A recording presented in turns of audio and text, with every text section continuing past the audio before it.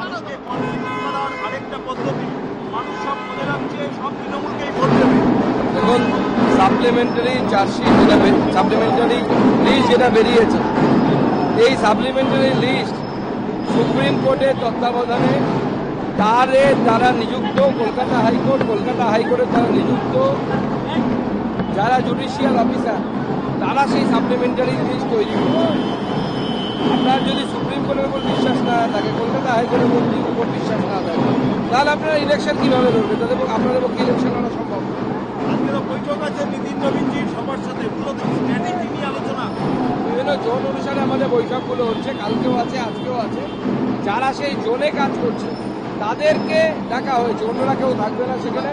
এই বৈঠকে আমাদের জোনের যে সিটগুলো আছে সেই সিটগুলো নিয়ে আসবে। ফলো করুন টাইমস নাও খবর।